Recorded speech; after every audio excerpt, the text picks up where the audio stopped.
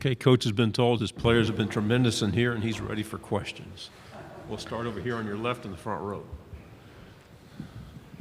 Coach Drew DeArmond, WZZN Radio in Huntsville, Alabama. One of the things that sticks out in my mind after you took the job was you guys are really, first of all, congratulations. You guys are recruiting at a great level. But one of the biggest victories you had before your first game was Ennis Rakestraw. And I remember seeing the reaction you had when he committed officially, because he was pursued heavily by Alabama, and so we were following his recruitment in our state. But talk about his impact on your team and what your expectations are for him in year two. Yeah, Ennis Rakestraw, tremendous young man. Really the first person to truly buy into the vision of what we're selling, and owe everything to Shamika and him for choosing us. And you know, it's had a tremendous freshman year from starting 10 games in the SEC.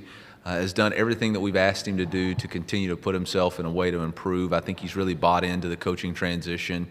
I know that was really difficult on him because the people that moved on were coaches that recruited him. So you have to build a new level of trust and respect with new coaches. But obviously Steve, with the pedigree he has made that transition easy. I think improvements that he needs to make is breaks on the ball. You know, last year we had him playing a lot of back to the ball, man to man, and now he's going to have the opportunity to play in zone and use his skills and instincts to break on the passes. He's a tremendous competitor and a guy that we look forward to having a good season for us. I think he's really locked in, made tremendous strides in the weight room with weight gains. And so him, as well as the rest of the defensive backs, you know, are really excited to play. Coach, to your right on the front row.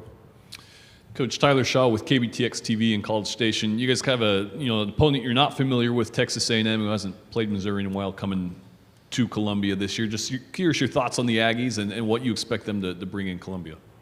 Yeah, obviously not familiar with the Aggies, but familiar with several coaches on the staff. Obviously, Coach Fisher does an outstanding job as far as being a head coach, recruiter, and play caller. A guy that kind of gave me confidence that I could do that same type of thing in my role as the head football coach. I obviously have gone against Coach Fisher a couple of times with both of our time as an offensive coordinator at NC State, and he was the head coach at Florida State, so I have seen him. Josh Henson, their offensive line coach, spent a lot of time at Mizzou when they won the SEC, and so know what he is going to bring from an offensive line coach. We've got a secret weapon. His son's going to be a walk-on or a football player for us this fall, so it's going to make that game a little bit more fun and special. Obviously, their defensive staff have a tremendous amount of respect for Coach Elko, one of the elite defensive minds in college football, and a guy that I've gone against when he was at Wake Forest and at Notre Dame. So familiar with their schemes, know they've got tremendous players, know it's going to be a tremendous battle. Don't know what that'll look like. I think it's maybe week 6 or 7 of the season, and who knows what your football team looks like by then. But we will be happy to accommodate them in Columbia. Hopefully we don't make them feel too welcome. Coach, to your left, second row. Coach, I'd heard that when Alabama. How's it going, Coach? I called you Chase earlier because of Chase Kaufman. I apologize for that. I wish I was Chase Kaufman, yeah. but I'll take. He wishes he was you. I don't know about that, but I heard that when Nick Saban came to town, Alabama came to town, that you got him a gift, and I'd heard that you give gifts to all incoming head coaches. Is that true? And if so, why do you give gifts like that? I don't know if that's true or not. I don't know. I really don't know what you're talking about.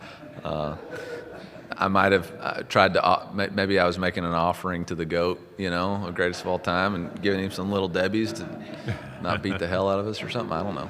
But no, I don't know if we do that for everybody or if that's just something our department does. I don't know. Coach, to your right on the second row. Coach, Mike Lucas, KXTV and College Station. You guys started a freshman quarterback last year in Connor Baselick. We're going to start one again this year. COVID year. When do you kind of feel comfortable with such a young quarterback, getting the grasp of the offense and feeling like he can kind of take the training wheels off? Yeah, I don't worry too much about your age. There's a verse in the Bible that talks about don't let anybody look down on your youth, but show yourself approved by your conduct, your act, and your speech. And I think for us with Connor, I think that's you take the training wheels off when somebody proves they're capable of making plays by not only their work ethic, the film study, and their ability to take care of the football. And Connor demonstrated those abilities throughout the season. And for us to become the best version of ourselves and the best version that we want to be as a football team, we're going to have to continue to push the envelope offensively and at the quarterback position. Coach, to your left on the front row. AP Stedham, WHEP, Foley, Alabama. Coach, I've been to Foley. You've been to Foley, okay. Outlet malls. Yeah, that's right, that's correct. Lambert's, throw rolls. You're more familiar than me, I guess. There you go. Coach, what did you learn about yourself as a head coach for the first time in the SEC? And then your game against Boston College, I think that's the first meeting. Have you ever competed against that coach or that team? I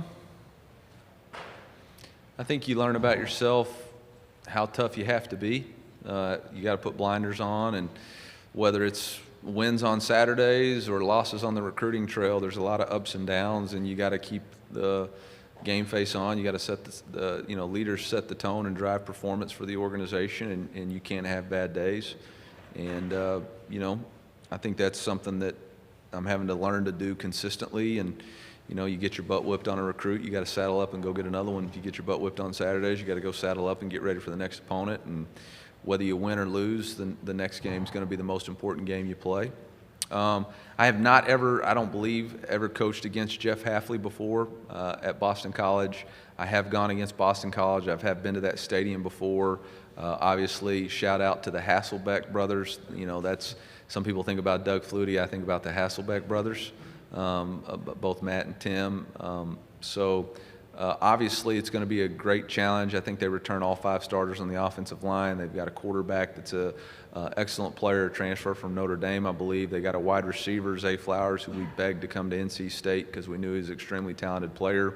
They've got a very good defensive front. They've always had really good D-line and linebackers, I remember, in a secondary. So a game on the road, a different environment is going to be a challenge. But at the end of the day, we got a lot of challenges before we get to Boston College, and if I'm worried about that right now, I'm going to be bald early. So I've only got about 6 haircuts left anyway. So, Coach, to your right on the front row. Coach, I'm curious your thoughts on the news yesterday of Oklahoma and Texas wanting and possibly joining the SEC. Are you setting me up to say the same line again, or do you want a new one? I got a lot of thoughts on it. First off, like I tell recruits all the time, we're the best league in college football, and everybody wants to play there. And now you got 2 iconic brands that want to join too, and it's an exclusive club, and not everybody gets in. So good luck, especially if A&M has anything to do with it. Besides, Ross and Jimbo, I think Jimmy Sexton doesn't want him in because he doesn't represent those 2 head coaches, so he might lose his leverage point there. I can keep going if you want.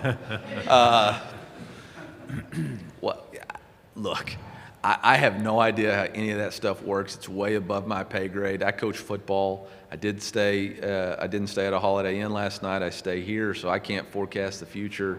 No idea what that's going to look like. But, man, Central Michigan is going to be a tough challenge. And I know Jim McElwain's a heck of a football coach, and I got my hands full trying to beat Central Michigan. So worrying about when Mark Womack's going to add Texas and OU to my schedule is just a headache I can't afford. 2 final quick questions on your left here, Coach, third row. Hey, Coach. Matt Trent, WBRZ in Baton Rouge. What do you remember about the LSU game last year? It kind of sent their season in a downward spiral. What did it do for you guys after that game? I think it was 2 different types of programs and seasons. For us, it was kind of that turning point of maybe all this stuff that Coach is preaching and believing in actually works. I don't think people understand the adversity that we were facing in that game. I realized that they were facing adversity from the hurricane, but we had 6 players contact traced. We were down 3 of our starting defensive, basically 3 our interior defensive line. I was thinking, oh my God, please don't quarterback sneak it on the 1-yard line, and they didn't for 4 straight plays, and we won the game. And it was just kind of that moment that it was like, all right, everything we talk about, believe in, and think about can work. And so let's continue to do that. And, you know, it just showed a fearlessness of our guys, just cutting it loose and saying, you know, we're not going to give anything to anybody. They're going to have to come take it from us. And so that was good. Final question on your right, third row. Coach, Dan Peck, ESPN 106.7 in Auburn, and you're one of several coaches in the SEC with Group of Five coaching experience, including New Auburn head coach Brian Harsin. I was wondering the biggest differences between coaching in a Group of Five league and coaching in the SEC in your experience after a year at Missouri. I think things are just a little bit bigger. I think it's just a larger scale, right? It's a larger fan base, larger stadiums, larger scales in the organization, larger budgets. But at the end of the day, the essence of coaching young men in football, in developing schemes to win the game are the same. There's a lot of tremendous coaches in the Group of Five that have gotten opportunities. There's a lot of opportunities for those guys. I don't look at my time as at Appalachian State or Arkansas State or Boise State with anything but training ground and proving ground for what I'm trying to do here in a way to get me ready for these opportunities. Some of the biggest games I've ever coached or were a part of were at those levels. And some of my biggest regrets in coaching, are 2015 New Mexico at home on the Blue where we got beat, or at Georgia, at home versus Georgia Southern in 2019 at Appalachian State. So I think anytime you compete and put a helmet on and get after it, football's football. Thank you, Coach, very much. Thank you.